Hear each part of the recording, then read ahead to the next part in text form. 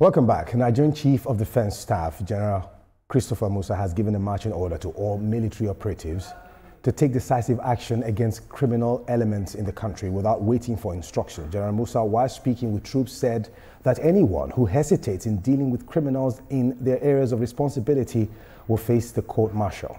And of course, joining me from our Lagos studio, I have here a researcher, political analyst, Dr. Ojikutu Adeni. Doctor, it's good to have you on the show this evening. Thank you for having me. Fantastic.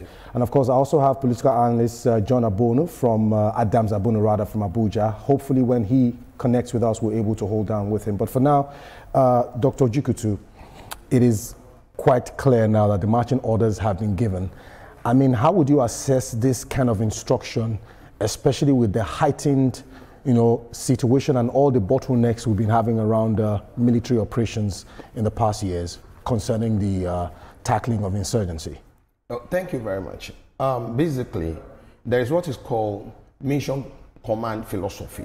Right. And that's this philosophy is a philosophy that was designed by the U.S. Army and across the world. Military formations have adopted them. For the Chief of Defense Staff to say it, in the public, under camera, that commands or soldiers on the field should not wait for rigid command before they take decisive action, is keying into this philosophy that when you know that it is necessary to protect yourself, or protect the infrastructure that you're protecting, or your comrade, that you should take a decisive action. Don't be waiting for that order that will now infringe, havoc, before you now say, okay, I was expecting for my commander to probably give me an action. So with this, it will help, put our soldiers, our foot soldiers and their commanders in an attacking, formation, rather than retroactive formation, rather than waiting till they have maybe an order from somewhere before they take action. But let's look at it from this angle. We've seen chaotic scenarios in the past, right? Where operation strategy failed and resulted into casualties.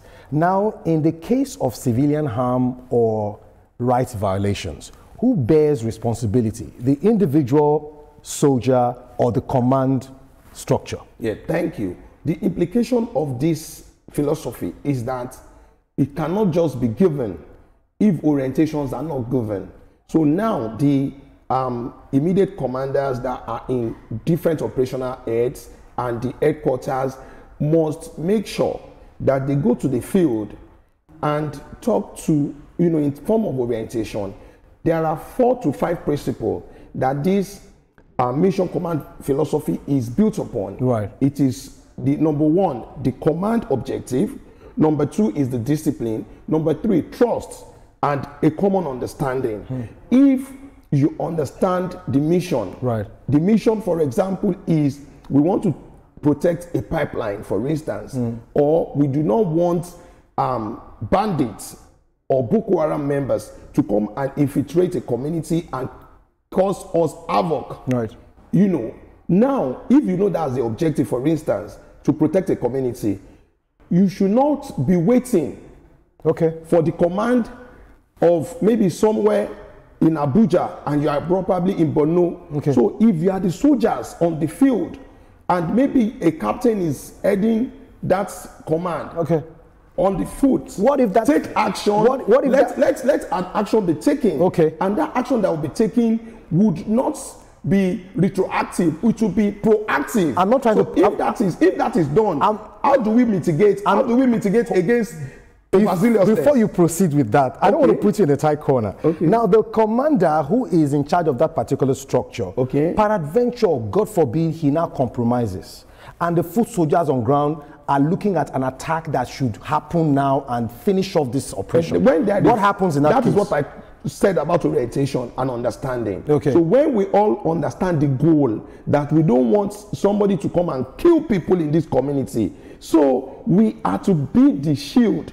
So being the shield at that point, both the immediate commander and the foot soldiers will understand that they will be more proactive rather than retroactive. Okay, let's examine so this. Everybody, the objective, when the objective is known, the action will be faster, and even the enemy will have more fear. I do not, for me, I do not I really love the analysis and how you're going about this. But let's look at from a practical standpoint. Now, could granting this level of autonomy improve the speed and effectiveness of responses?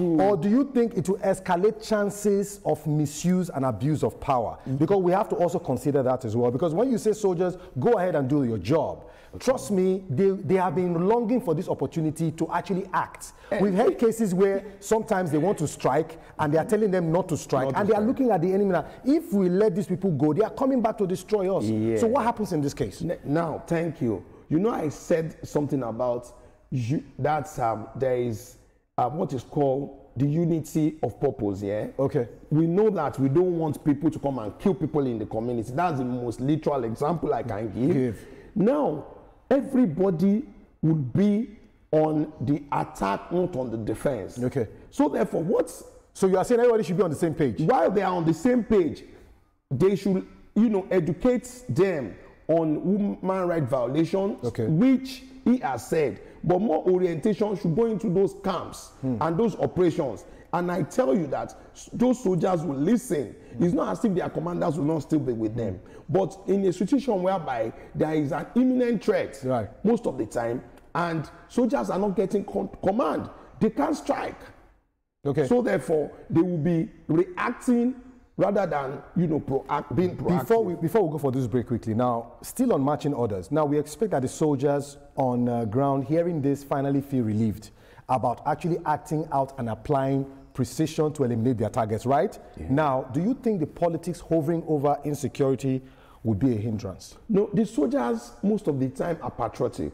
Okay. And they want to do their jobs. Yeah. So with this, and I want to believe that this is the first time, in as much as I feel that this kind of strategic philosophy should not be said in the public. But I think the reason why General Musa said it was to just galvanize interest of the soldiers, letting them know that we are with you and create trust too among the public. Create trust among the public, so that they will not see the soldiers that is fighting for us as a people, as a nation, being compromised, maybe because of conflict of interest.